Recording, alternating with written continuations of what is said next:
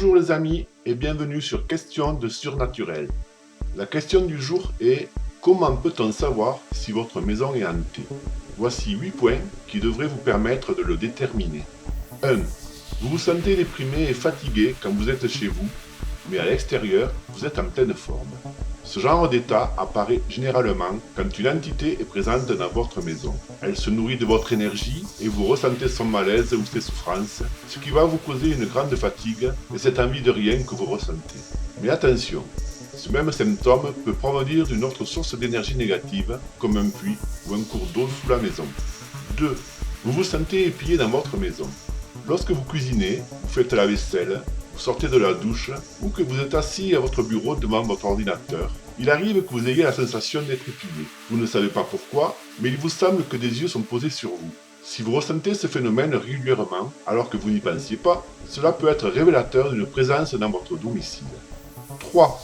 Vos appareils électriques ou électroniques ont un comportement étrange. Les lumières du salon s'allument et s'éteignent seules. Il en est de même pour votre téléviseur ou votre poste de radio et parfois pour les jouets de vos enfants. Avant tout, pensez à faire intervenir un électricien pour vérifier que votre installation électrique fonctionne correctement. Pour les jouets à pile ou les appareils, vérifiez que les interrupteurs n'ont pas de faux contacts ou que les batteries n'ont pas coulé. Si tout semble en ordre, alors il y a de grandes chances qu'une entité souhaite se faire remarquer pour vous faire savoir qu'elle est près de vous. Il s'agit souvent d'une personne décédée proche de vous lors de son vivant. 4. Vos objets disparaissent et réapparaissent ailleurs. Certaines entités aiment jouer avec vos nerfs. Vous allez poser vos clés de voiture sur votre meuble et quelques minutes plus tard, elles ne sont plus là. Vous pensez alors que vous avez dû les poser, machinalement, ailleurs. Bien sûr, c'est fort possible, mais quand ce phénomène se reproduit régulièrement avec d'autres objets, il y a de fortes chances qu'un fantôme prenne plaisir à tout déplacer pour se faire remarquer. 5. Vous entendez des bruits de pas et des murmures dans votre couloir, votre grenier ou votre escalier.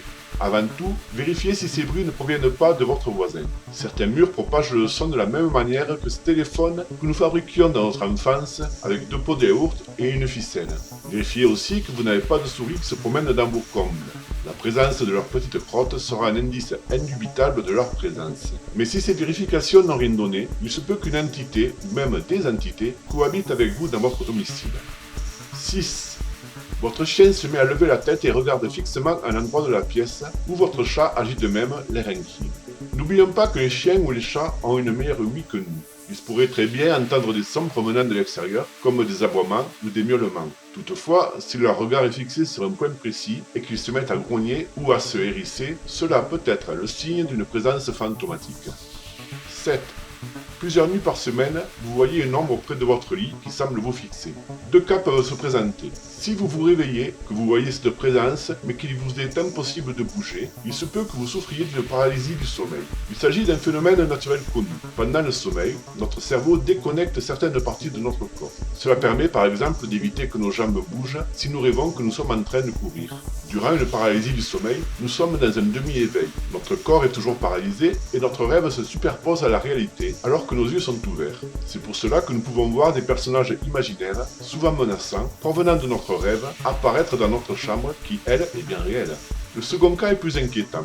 Vous voyez une présence, mais vous pouvez bouger. Vous allez pouvoir allumer votre lampe de chevet, et dès que celle-ci éclaire la pièce, il n'y a plus rien. Si ce phénomène se reproduit régulièrement, alors vous pouvez être sûr qu'un esprit vient vous visiter la nuit. 8. Vos meubles et ustensiles se déplacent seuls, les tiroirs des placards s'ouvrent violemment, les objets sont lancés à travers la pièce, et des coups puissants sont frappés contre les murs. Il est très rare qu'une entité dispose d'assez de puissance pour créer ce genre d'effet violent. Si vous avez un jeune enfant ou un adolescent dans la maison, alors vous avez affaire à un poltergeist. Ce phénomène est produit par un enfant ou un adolescent perturbé, possédant des capacités psychokinétiques, c'est-à-dire qu'ils peuvent déplacer des objets par leurs pensées. Ils ne vont pas déplacer ces objets consciemment, et le phénomène va les effrayer autant que les autres membres de la maison.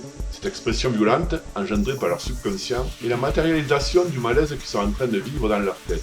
En général, ce phénomène ne dure pas plus de quelques semaines, et s'éloigner de votre maison pendant quelques temps permettra à votre enfant ou votre adolescent de changer d'air et d'évacuer cette charge destructrice. active. Toutefois, si vous n'avez pas d'enfant ou d'adolescent, ou même s'il n'y en a pas dans votre voisinage proche et que ces événements perdurent, alors le problème est ailleurs. Vous n'avez pas affaire à un fantôme, mais à quelque chose de plus puissant qui prend son énergie quelque part. Soit il s'agit d'un emboutement, soit votre maison est bâtie sur un puits, des tunnels souterrains, une tombe ou un cimetière.